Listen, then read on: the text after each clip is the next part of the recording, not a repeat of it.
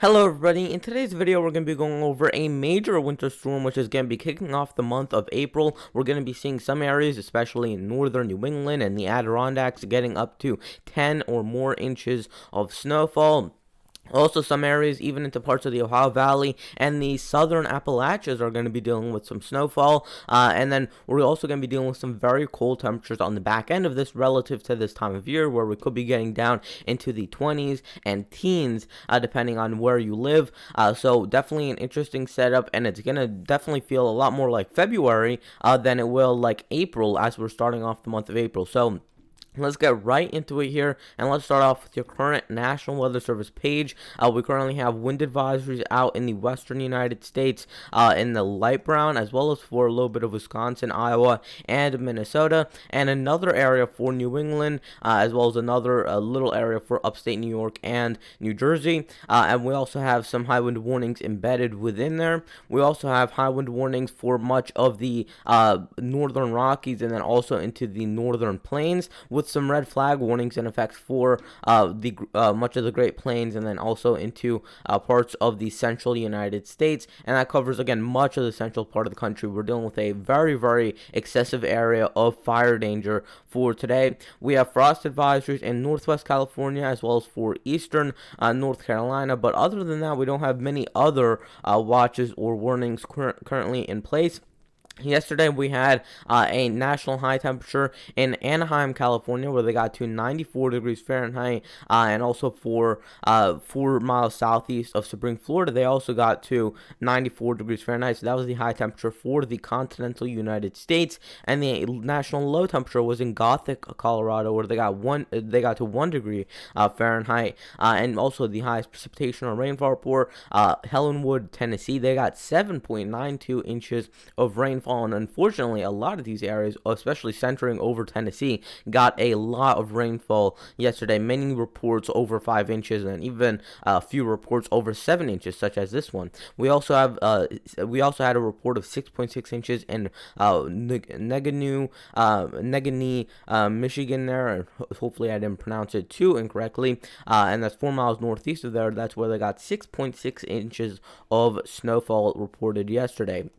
Here's what the European model is showing for this event, and we're going to be taking kind of a zoomed out look over the eastern United States and also parts of the western Atlantic, because I think it'll give you a good idea of what we're expecting. We have this first low pressure, which is up here in Quebec and Ontario. That's going to be swiftly moving out to the east. Your main area of energy is back through here, and this is what's going to be heading into the Ohio Valley and the interior northeast and becoming your storm system. We also have a high pressure, which is out here, which is going to be providing blocking. So it's going to create a flow that's somewhat like this, which is going to steer the system to the west of there. So that's generally the type of pattern that we're in, and you can't see it, but we also have a high pressure out here, which is going to be delivering all your cold air as well. So let's play this out and give you a good idea of what we're going to be dealing with. So this would be by tomorrow night. We're dealing with mainly just rain showers over parts of the southern United States. Really nothing too severe. And then going into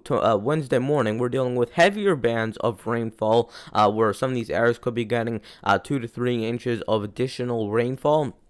That system continues to head further to the east. By this point, it's just east of the Appalachians in northwestern Virginia, and it's going to be heading further and further to the north and east. And then on the back end, you can see where that cold air is. Here's your 32-degree line by this point. So this is your 32-degree line, and you can see how it's further to the north. So your freezing line is still fairly far to the north, but you're going to see that by Thursday morning, it starts to head a little bit further to the south. So you can see that by Thursday morning, the 1st of April, we're dealing with heavy to moderate snowfall over much of the interior northeast. So that covers much of Ohio, especially eastern Ohio, a little bit of North Carolina, Virginia, much of West Virginia, western and central Pennsylvania, western New York, and then eventually it'll transition over to northern New England as well. But these are snowfall rates that are going to be close to half an inch to an inch per hour.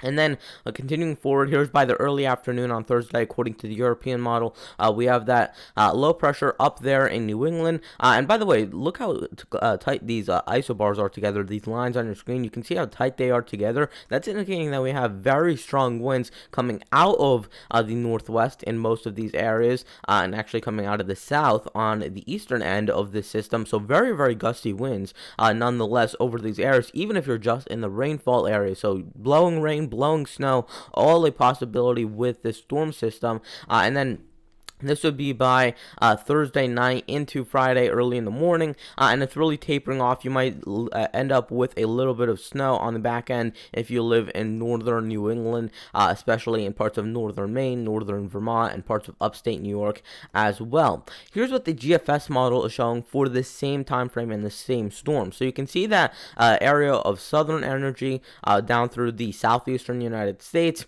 You can see the cold air, which is wrapped up back through here. So this is where your cold air is, and all of this is going to be heading further east, and they're eventually going to collide somewhere over the northeast. So this would be by Wednesday very early in the morning. You can see a little bit of snow actually popping up. So either a cold rain or maybe some very, very wet snowfall starting off in parts of the Great Lakes. That'll eventually all shift over to the east. Now, something that's very, very important to notice, this could easily fall apart and just become one of those systems that kind of just becomes all rainfall or just weakens quite a bit because of how strong this high pressure is to the north. If this is too strong and it impedes on this low pressure, which is right here, a little bit too much, if this comes in a little bit faster than we are expecting, then you could be dealing with not a lot of snowfall, mainly just rain because you don't have any cold air. If this is maybe too strong of a high pressure and it just kicks the storm out, well, you don't have the storm anymore, you don't have any snowfall. So there's a lot of things that could definitely change.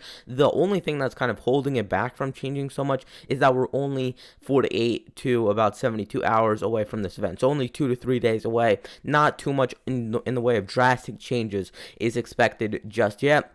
You can see, though, by Wednesday night, we're dealing with a switch over to snow, maybe over eastern Ohio, western Pennsylvania, a little bit of upstate New York as well. It really, I think, happens over Thursday morning. Sometime between 2 and 3 a.m. is when it should switch over for a lot of these areas. According to most of these models, you can see a band of heavy to moderate snowfall over parts of western New York, central Pennsylvania, and back through West Virginia and some of the surrounding areas. Then you go through Thursday morning. The sun has risen by this point, although it will be cloudy over these areas. So it's right around 6, 7, 8 o'clock in the morning Eastern time, and we're dealing with heavy to moderate snowfall over upstate New York, Pennsylvania, Vermont, and then maybe even touching into Maine and New Hampshire there as well. Also, watch out for the possibility of a switch over to snow, maybe on the southern end of this. So it's going to be one of those scenarios where it looks like northern Maine and New Hampshire might be dealing with rain, but you might be dealing with maybe even a switch over to snow in parts of Maryland and Virginia. So it's going to be one of those lopsided types of systems, depending on how cold it is in the atmosphere, whether that could happen. And it really is going to be a tricky scenario for especially some of these areas further to the south on whether you guys can actually switch over to any snowfall. And it's all going to depend on whether you're a couple degrees warmer or colder than what some of these models are showing. Here to be by Thursday in the early afternoon, your low pressure sitting out in the Gulf of Maine. We're dealing with snow back through much of Vermont, a little bit of northern New Hampshire, and northern Maine, as well as much of upstate New York as well. And we're also dealing with a little bit of lake effect on the backside, so watch out, especially if you live in Ohio, western Pennsylvania, West Virginia, potentially for a couple more inches of lake effect snowfall on the back end of the storm. And you can see that by this point, we have that cold air really set in over much of the eastern United States. We're in a chilly pattern. We're most likely in the 30s and 20s for most of these areas, even a few teens as you get further to the north. So a very, very cold pattern sets on, at least for a couple days, behind this storm system. And then you can see that storm really wraps up just a few lingering snow showers on the back end. Here's what the European model is showing for total snowfall for this event. Anywhere in the grays, we're dealing with under an inch to 2 inches, 2 to 6 inches in the blues, 6 to 10 inches in the purples, and 10 plus inches in the pinks. So you can see that we have that bullseye area over parts of the interior northeast, especially for western Pennsylvania and western and northern New York there. Don't really pay attention to the amounts because I don't think those are going to be necessarily too important just yet. I think by tomorrow we could maybe start looking at some of these amounts and really comparing the models on that. But right now I think the snowfall maps are just a good way to track where exactly the storm went through and where it most heavily impacted, rather than exactly how much snowfall is being outputted. So you can see that definitely the heaviest impacts were over western New York if this were to be the case. But still, even for March, if you're dealing with 2+ inches of snowfall in parts of Pennsylvania, Ohio, and West Virginia, maybe 4+ inches in some of these areas if some of the models are correct, that's still a fairly big deal, especially for the fact that we were just in a very mild and balmy type of pattern where we were in the 60s and 70s, even 80s further to the south. So definitely very, very interesting. And also, if you live in some of the mountains of the Carolinas, Tennessee, even into western Virginia and eastern Kentucky and some of the higher elevations, we could be dealing with maybe a quick coating to 2 inches of snowfall as well.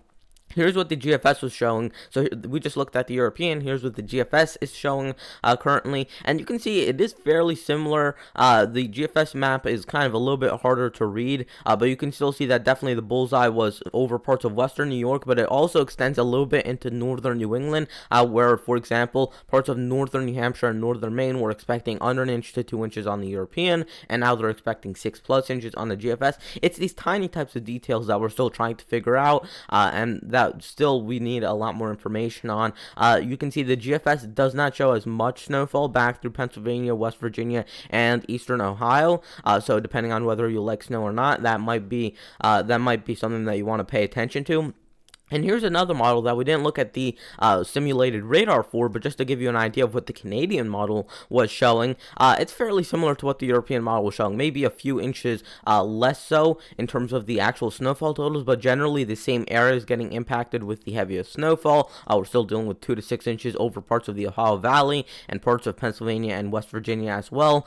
So generally, most of the models are agreeing somewhat. The GFS and also the Icon model are kind of the outliers a little bit. The GFS also kind of agrees with most of the models. I would say the only real outliers are going to be the Icon model currently, which doesn't show as much snowfall because it's a little bit quicker with the cold air. So we do have to watch out for that. There are many different solutions and scenarios that still, even though we're 2 to 3 days out, could still play out and definitely are possible and could happen. So that is going to wrap it up for today's video. Please consider liking the video, subscribing, and turning on notifications. And I'll see you guys in the next video. Goodbye.